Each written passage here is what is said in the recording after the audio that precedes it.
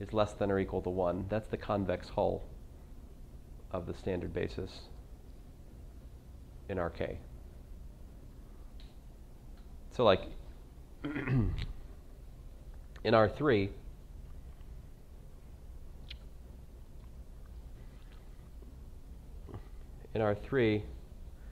you'd have this point, and this point, right?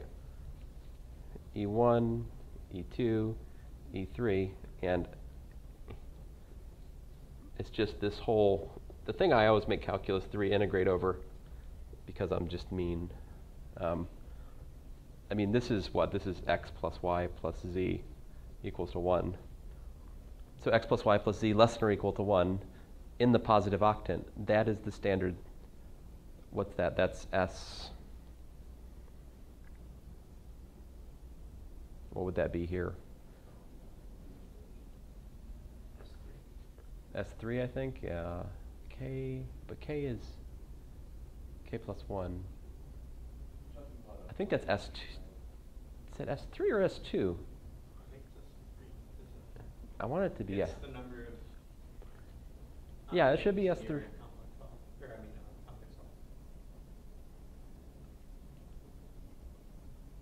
Well, if I equals 1 to K, and K is 3 here,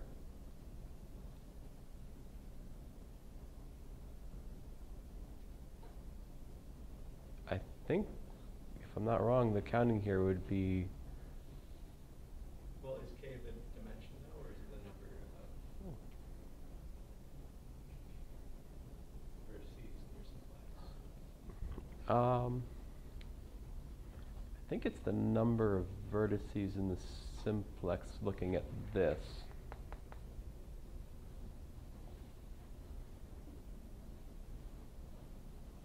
You know, if I fix the ith coordinate to be 1 and the rest of them to be 0, that picks out a vertex. So if like x1 is 1, the rest of them are 0, that's the first one. There are k of them.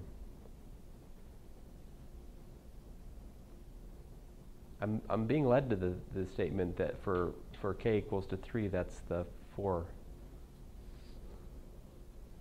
Well, I'm not saying it's k equals to 3. It would be k equals to 2, because then S3 would be. But when I say k, I'm talking about this k here, which is clearly 3 for my example.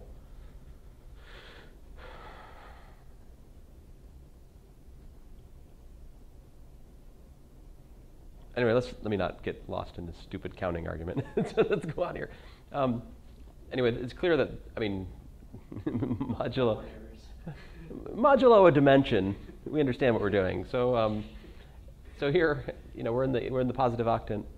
And I mean, I understand that this makes sense to me in terms of it being the the standard simplex, right? But so then what? What's this over here?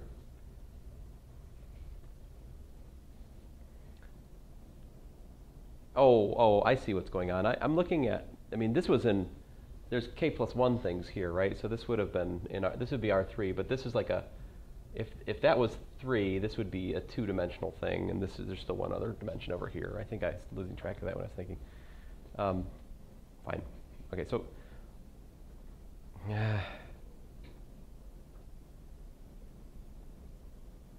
if he had written this thing here, if he'd written the analog of this for this integral, he would have had this, but the I would have gone from I equals 1 to k plus 1. And then if you take that and you iterate it into a k integral and then one integral inside that, right, using the notion of breaking your integral into iterated integrals, that's what he's doing here, just the definition of higher dimensional integrals in Calc 3. He's integrating out the k plus 1 coordinate here first. So to do that, he has to bound, I mean, xk is between what? It's between 0 and 1 minus the sum of the rest of the coordinates. That's basically, he's just solving this for z more generally and saying it's between 1 minus, it's like 1 minus x minus y, but here it's 1 minus the sum I equals 1 to k. That's like subtracting x, y, and the rest of them.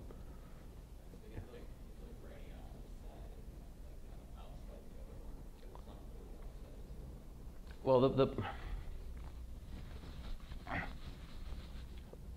so for the k plus 1, right, you have 0 less than or equal to the sum x sub I equals 1 to k 1, right? So the equality, so you could say xk is equal to the sum, is equal to 1 minus the sum k plus 1, is 1 equals 1 to k of x sub I. So the point is 0 is less than or equal to that, is less than or equal to that. That's the bound on the k plus 1th. So that's why we have integration from 0 to this. It's just the analog of, doing your integral from 0 to 1 minus x minus y to start with when you're integrating over, Right. It's running as like a product of two different integrals. Right, it's an iterated integral. It's not really a product. Right, I think that, I'm sorry, that's no physics notation curses. Usually we would write, yeah, good point, Daniel. We would usually put this over here. Darn you, physics. Physics likes to write the measure next to the integral sometimes. And, okay, so anyway, once we've gotten through that, you're integrating, check it out, you're integrating a derivative. Fundamental theorem of calculus. Part 2. So you just take a of the upper minus a of the lower.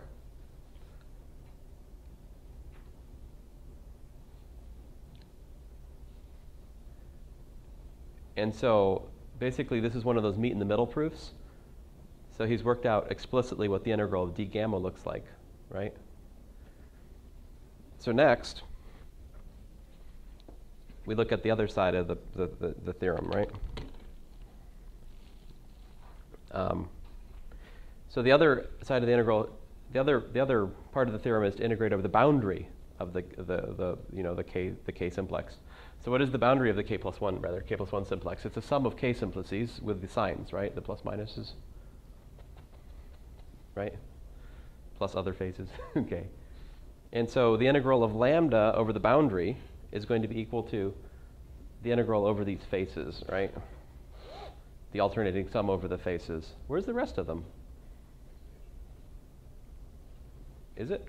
I don't think so. I think he's just said it's this plus that. Why is that? Why do the other faces not matter?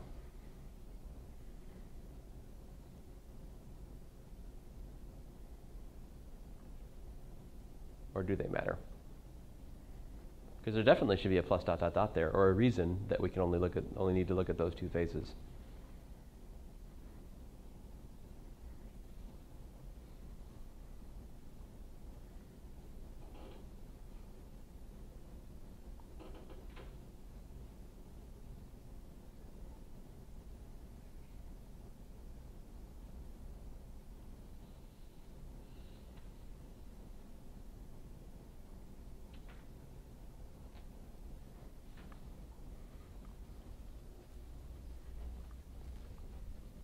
Let's find out what happens.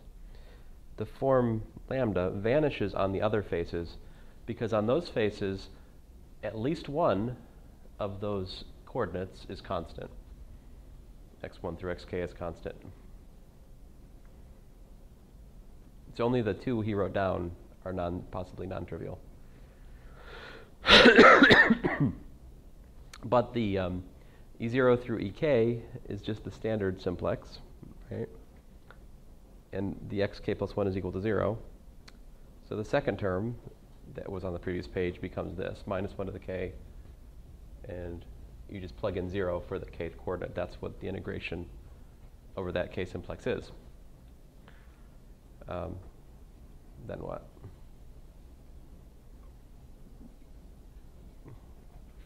So that was there's two terms to look at in the integral of the boundary. This is the one. The other would be the integral over this face, the 1 through k plus 1 face. And the details of that, of course, that's really just the integration of. So what's he do here? What did he just do? He went from a, what's going on there? What do you do? I think that's just the details, right? Lambda's a K-form? What does he say here? Projecting down the xk plus 1 axis, the first term becomes.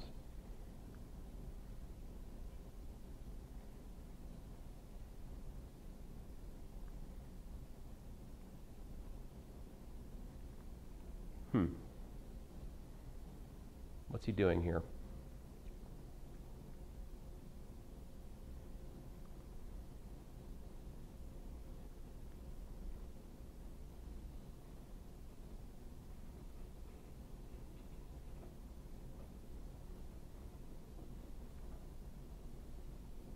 Why is he put in the k plus 1th spot 1 minus the sum of the other coordinates?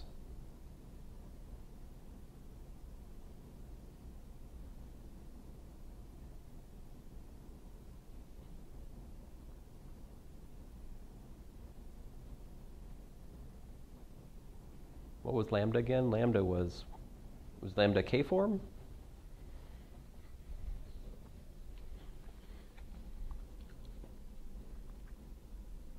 Yeah, lambda was a K-form.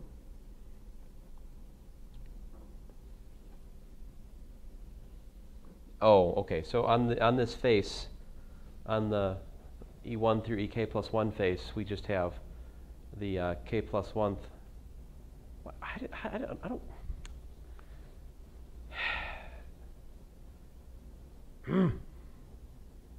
guess that's the part of the face, like in your example over there, where x plus y plus z plus da is equal to 1. So you just make the substitution.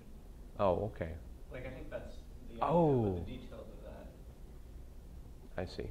Okay. But once we have that, if you take this and you add it to that, and then you compare with what we've calculated on the other side, they match. But since that's an arbitrary simplex, then you can just add them together and you get the theorem. Now the proof here, really, what's the linchpin and what's the crucial thing in this proof? Same thing as the crucial step in the proof of Green's theorem, the proof of Stokes' theorem, and the proof of divergence theorem. It's always, always, always the fundamental theorem of calculus at the base of everything, plus some sort of orienting structure argument. Here, it's done with chains and faces, which is nice because it's n-dimensional, right? This notion of chains and boundaries, it generalizes to arbitrary dimension, whereas the proof of Green's theorem is very much mired in 2 dimensions. The proof of the usual Stokes or divergence theorem is very much stuck in 3 dimensions, and this is the generalization of that.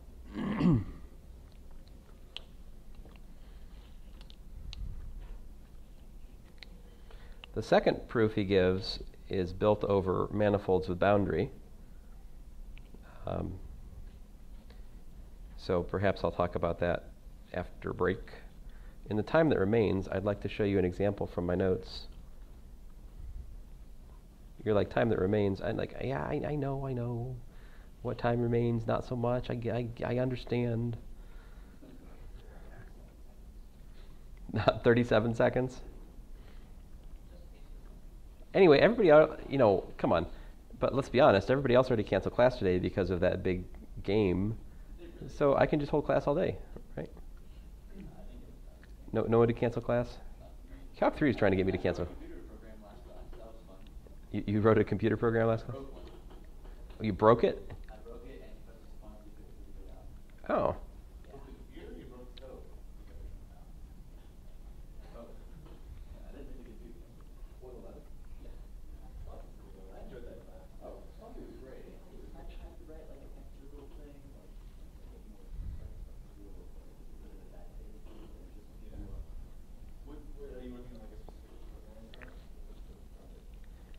Okay, so in 4 dimensions, you can write electromagnetism as the Faraday tensor we looked at the other day. It's a 2 form, right? So you can write it as exterior derivative of a 1 form in 4 dimensions. If you study electromagnetism, you'll find out that the 0 component is like the electric potential, just like you talk about in physics 232. And the vector potential is something that if you take the curl of, you get the magnetic field. So the ordinary scalar potential and the vector potential come together to give you this 4-form potential whose exterior derivative is the Faraday tensor in 4 dimensions.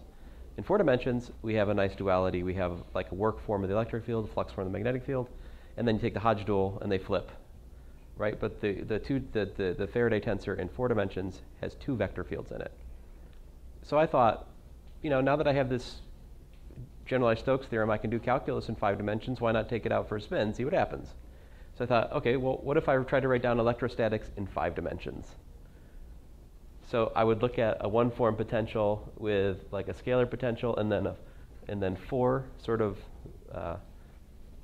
vector potential terms. You exterior differentiate that, you get a 2-form in 5 dimensions. I'll work with the usual Minkowski metric, 1 time dimension, 4 spatial dimensions. The Faraday tensor would again be defined as the anti-symmetrization. There's an A missing here. There's an A right here, typo. Anti-symmetrization of it's just exterior derivative, all right?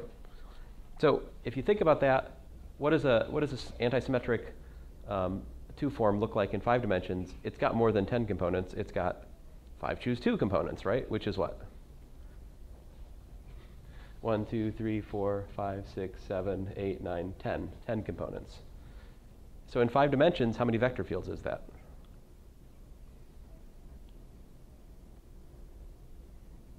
I guess you could think of it as 2 vector fields, couldn't you?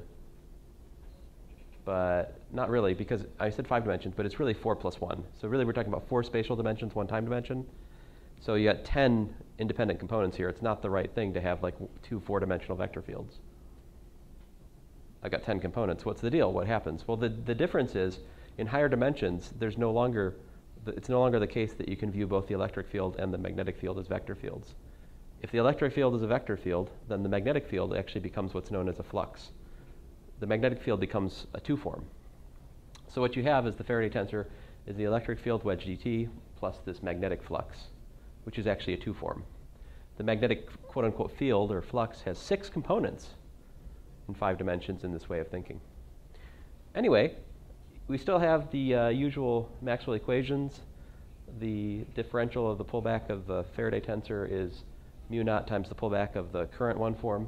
And when you work that out, so I thought, okay, well, we'll do the same thing we usually do in electrostatics to start with. Imagine a single isolated charge at the origin, and then surround it with a Gaussian 3-sphere. Apply the generalized Stokes theorem to relate the flux to the field strength. And when I do that, I work through this argument, I get so like this would be generalized Gauss law, would be the differential of E wedge dt is rho over epsilon naught. So this is like the divergence of electric field is rho over epsilon naught in the usual case. There's its higher dimensional version. Anyway, so I use generalized Stokes theorem to say that the integral of this is equal to the integral of that over the boundary. This is sort of the flux of the electric field over the boundary is equal to the charge over epsilon naught. Here's so the generalized Gauss theorem in 4 spatial dimensions. But what's the surface area of the boundary? The surface area of a 3-sphere is actually 2 pi squared r cubed E, and there you go. The electric field in 4 dimensions would be q over 2 pi squared epsilon naught r cubed. So the field dies off as r cubed if it spreads out in 4 dimensions rather than 3. In 3 dimensions, the electric field dies off as 1 over r squared. In 1 dimension, it dies off as 1 over r. The more dimensions you have to spread out the electric flux, the faster the field strength dissipates to 0. But